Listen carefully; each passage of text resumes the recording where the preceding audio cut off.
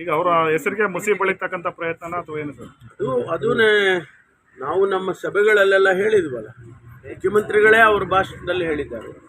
ನಾನು 40-50 ವರ್ಷದ ರಾಜಕಾರಣದಲ್ಲಿ ನನಗೆ ಯಾವುದೇ ಒಂದು ಕಪ್ಪು ಚುಕ್ಕೆ ಇಲ್ಲ, ಅಂಥದ್ರಲ್ಲಿ ಇದನ್ನು ಉದ್ದೇಶಪೂರ್ವಕವಾಗಿ ಮಾಡ್ತಿದ್ದಾರೆ ಅಂತ ಹೇಳಿ ಅವರು ಕೂಡ ಹೇಳಿದರು. ಆದ್ದರಿಂದ ಅದನ್ನು ಯಾವ ರೀತಿ ಈಗ ಹೋರಾಟ ಮಾಡೋದನ್ನ ನಾವು ಈಗ ಚರ್ಚೆ ಮಾಡಿ ತೀರ್ಮಾನ ಮಾಡ್ತೀವಿ. ಸರ್, ಮೊನ್ನೆ ಜನಾಂದೋಲನದ ಸಂದರ್ಭದಲ್ಲೂ ಕೂಡ ವಿಚಾರಣೆ ಮಾಡಬೇಕಾಗ್ತದೆ ಸರ್. ರಾಜ್ಯಪಾಲರ ವಿವೇಚನಾಧಿಕಾರ ಪ್ರಶ್ನೆ ಮಾಡಕ್ಕೆ ಬರಲ್ಲ. ಇಲ್ಲಿ ಪ್ರಾಸಿಕ್ಯೂಷನ್ ಸರಿ ಇಲ್ಲ ಅನ್ನೋದನ್ನ ನೀವು ಪ್ರಶ್ನೆ ಮಾಡಬೇಕಾಗುತ್ತೆ. ನೋಡೋಣ, ಅದೇನು ನಮ್ಮ ಲೀಗಲ್ ಟೀಮ್ ಏನು ಅಡ್ವೈಸ್ ಮಾಡ್ತಾರೆ. ಸರ್, ಈಗ ಜನಾಂದೋಲನ ಹೈಕಮಾಂಡ್ ಸಿಎಂ ಬೆಂಬಲಕ್ಕೆ ನಿಂತ್ಕೊಳ್ಳುತ್ತಾ ಸರ್? ಶಾಸಕರೆಲ್ಲರೂ ಸಿಎಂ ಬೆಂಬಲಕ್ಕೆ ನಿಂತ್ಕೊಳ್ತೀರಾ ಅಂತ ಸರ್? ಸ್ವಾಭಾವಿಕವಾಗಿ ಅದು ಒಳ್ಳೆ ಕಥೆ ಆಯ್ತಲ್ಲ. ನಾವೆಲ್ಲ ಒಟ್ಟಿಗೆನೆ ಇದ್ದೇವೆ ಮತ್ತು ನಿಂತ್ಕೊಳ್ಳೋದ್ರಲ್ಲಿ ಏನು ಅದೇನು ಸಪರೇಟ್ ಆಗಿ ಹೇಳೋವಂಥದ್ದೇನಿಲ್ಲ.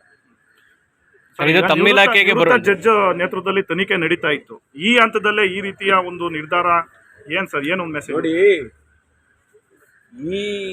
ಈ ವಿಷಯ, ಈ ವಿಚಾರ ಮಾನ್ಯ ಮುಖ್ಯಮಂತ್ರಿಗಳ ಗಮನಕ್ಕೆ ಬಂದ ನಂತರ ಮತ್ತು ಇದರಲ್ಲಿ ಹಗರಣ ನಡೆದಿದೆ ಅಂತ ಹೇಳಿ ಬಿಜೆಪಿಯವರು ಆಪಾದನೆ ಮಾಡಿದ ನಂತರ ಮಾನ್ಯ ಮುಖ್ಯಮಂತ್ರಿಗಳು ಹಿಂದು ಮುಂದೆ ನೋಡಿದೆ.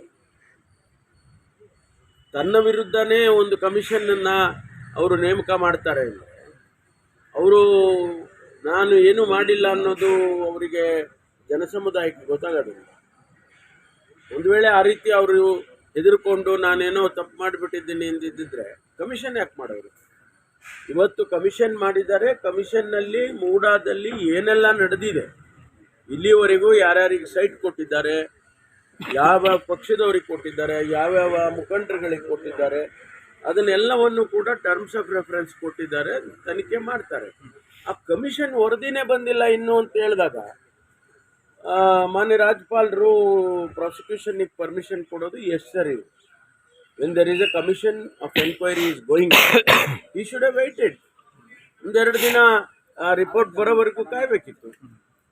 ಒಂದು ವೇಳೆ ಅದರಲ್ಲೇ ತಪ್ಪಾಗಿದೆ ಅಂತ ಬಂದಿದ್ರೆ ಇವ್ರಿಗೆ ಇನ್ನೂ ಸ್ಟ್ರೆಂತ್ ಆಗ್ತಿತ್ತಲ್ಲ ಪ್ರಾಸಿಕ್ಯೂಷನ್ ಪರ್ಮಿಷನ್ ಕೊಡೋದಕ್ಕೆ, ಇವ್ರ ಕೈ ಬಲ ಆಗ್ತಿತ್ತು. ಈಗ ಒಂದು ವೇಳೆ ಆಗಿಲ್ಲ ಅಂತ ಆದಾಗ, ಈಗ ಕಮಿಷನ್ ರಿಪೋರ್ಟ್ನಲ್ಲಿ ಏನೂ ಇಲ್ಲ ಅಂತ ಬಂದಾಗ ಎಲ್ಲರೂ ಪ್ರಶ್ನೆ ಮಾಡ್ತಾರಲ್ವ, ಕಾನೂನಾತ್ಮಕವಾಗಿ ಎಲ್ಲರೂ ಪ್ರಶ್ನೆ ಮಾಡ್ತಾರೆ ಗವರ್ನರ್ ಮಾಡಿದ ತಪ್ಪು ಅಂತ. When there is an judicial ಕಮಿಷನ್ನೇ ಈ ರೀತಿ ವರದಿ ಕೊಟ್ಟಿದೆ ಇಲ್ಲ ಅಂತ ಹೇಳಿ, ಆದರೆ ಇವರು ಪ್ರಾಸಿಕ್ಯೂಷನ್ ಕೊಟ್ಟಿದ್ದಾರೆ ಅಂತೇಳಿ ಅವ್ರ ಮೇಲೂ ಕೂಡ ಇನ್ನೂ ಹೆಚ್ಚಿನ ರೀತಿಯಲ್ಲಿ ಆಪಾದನೆ ಆಗುತ್ತೆ. ಸರ್, ಈಗ ಜನಾಂದೋಲನ ಸಂದರ್ಭದಲ್ಲೂ ಕೂಡ ಈ ಅಭಿಪ್ರಾಯ ವ್ಯಕ್ತವಾಗಿತ್ತು, ರಾಜ್ಯಪಾಲರನ್ನ ವಾಪಸ್ ಕರೆಸ್ಕೊಳ್ಳಿ ಅಂತೇಳಿ ನಾವು ಹೋರಾಟ ಮಾಡ್ತೀವಿ ಅಂತೇಳಿ ಈಶ್ವರ್ ಖಂಡ್ರು ಪ್ರಸ್ತಾಪ ಮಾಡಿದ್ರು. ಈಗ ಅದಕ್ಕೆ ಒಂದು ಪ್ರಸ್ತುತ ಸಂದರ್ಭ ಎದುರಾಯ್ತಾ ಅಂತ ಸರ್? ನೋಡೋಣ, ಈಗ ಮುಖ್ಯಮಂತ್ರಿಗಳ ಜೊತೆಯಲ್ಲಿ ನಾವೆಲ್ಲ ಮಾತಾಡ್ತೀವಿ. ಏನು ತೀರ್ಮಾನ ಲೀಗಲ್ ಟೀಮ್ ಇದೆ, ಏನು ತೀರ್ಮಾನ ಮಾಡ್ತಾರೆ ಇದೆಲ್ಲ ಚರ್ಚೆ ಮಾಡಿ ತೀರ್ಮಾನ ಮಾಡಿ. ಸರ್, ಈಗ ಪ್ರಾಸಿಕ್ಯೂಷನ್ ಅನುಮತಿ ಆಗಿರೋದ್ರಿಂದ FIR ದಾಖಲಾಗಬೇಕಾಗುತ್ತೆ ಸರ್, ತಮ್ಮ ವ್ಯಾಪ್ತಿಗೆ ಬರುವಂತದ್ದು. ಸೊ ಈ ವಿಚಾರ ಹೆಂಗೆ ಹ್ಯಾಂಡಲ್? ನಾನು ಹೇಳಿದ್ನಲ್ಲ, ಲೀಗಲ್ ಟೀಮು ಈಗ ನಾವು ಚರ್ಚೆ ಮಾಡಿ ಆಮೇಲೆ ಏನು ತೀರ್ಮಾನ ಬೇಕೋ ಅದು ತಗೊಳ್ತೀವಿ. ಸರ್, ಈಗ ಕುಮಾರಸ್ವಾಮಿ ಅವ್ರ ವಿರುದ್ಧ ಪ್ರಾಸಿಕ್ಯೂಷನ್ಗೆ ಅರ್ಜಿಗಳು ಎಲ್ಲ ದೂರುಗಳೆಲ್ಲ ರಾಜಭವನದಲ್ಲಿ ಆಗಿದೆ. ಯಡಿಯೂರಪ್ಪ ಅವರ ವಿರುದ್ಧ, ಜೊಲ್ಲೆ ಅವರಿದ್ದ ಪ್ರಶ್ನೆ ಮಾಡ್ತೀರಾ ಸರ್? ಖಂಡಿತವಾಗಿ. ಈಗ ಕೋರ್ಟಿಗೆ ನಾವು ಹೋಗ್ಬೇಕಾದ್ರೆ ಕೇಳೋದಿಲ್ವಾ ಇದನ್ನೆಲ್ಲ? ನಿರಾಣಿ ಅವ್ರ ಮೇಲೆ ಇದೆ ಪರ್ಮಿಷನ್ ಕೊಡಲಿಲ್ಲ, ಶಶಿಕಲಾ ಜೊಲ್ಲೆ ಅವ್ರ ಮೇಲೆ ಪರ್ಮಿಷನ್ ಕೊಡಲಿಲ್ಲ, ಕುಮಾರಸ್ವಾಮಿ ಅವ್ರ ಮೇಲೆ ಪರ್ಮಿಷನ್ ಕೊಡಲಿಲ್ಲ. ಅವೆಲ್ಲ ವರ್ಷಗಟ್ಟಲೆ ಹಂಗೆ ಬಿದ್ದಿದ್ದಾವೆ. ಆದರೆ ಮುಖ್ಯಮಂತ್ರಿಗಳ ಮೇಲೆ ಕೇಳಿದಂಥ ಸಂದರ್ಭದಲ್ಲಿ 24 ಗಂಟೆ ಒಳಗೆ ಕೊಡ್ತಾರೆ ಅಂತಂದರೆ ಏನು, ಅದರ ಹಿನ್ನೆಲೆ ಏನು ಅನ್ನೋದು ಎಲ್ಲರಿಗೂ ಗೊತ್ತಾಗ್ತದೆ, ಆಡ ಮಕ್ಕಳಿಗೆ ಕೂಡ ಗೊತ್ತಾಗ್ತದೆ. ಅಲ್ಲ ಸರ್, ಈ ಒಂದು ಬೆಳವಣಿಗೆಗಳಿಂದ ಸರ್ಕಾರ ಡಿಸ್ಟರ್ಬ್ ಆಗಲ್ವಾ ಸರ್? ಅಡ್ಮಿನಿಸ್ಟ್ರೇಟಿವ್ ಫುಲ್ಲು ಸರ್ಕಾರ ಏನು ಸರ್, ಈಗ ಬಿಜೆಪಿ ನಾಯಕರ ಕೇಸ್ಗಳನ್ನೆಲ್ಲ ಏನು ಮಾಡ್ತೀವಿ ಸರ್? ಅದೆಲ್ಲ ಈ ತನಿಖೆನಲ್ಲಿ ಇದ್ದಾವಲ್ಲ, ಸುಮಾರು ತನಿಖೆನಲ್ಲಿ ಇದ್ದಾವೆ, ಅದನ್ನೆಲ್ಲ ಸ್ಪೀಡಪ್ ಮಾಡ್ತೀವಿ. ಈಗ ಏನು ತನಿಖೆನಲ್ಲಿ ಈಗ ಅನೇಕ ಪ್ರಕರಣಗಳನ್ನು SITನಲ್ಲಿ ಮಾಡಿದ್ದೇವೆ, SITನಲ್ಲಿ ನಡೀತಾ ಇದ್ದಾವೆ ತನಿಖೆಗಳು.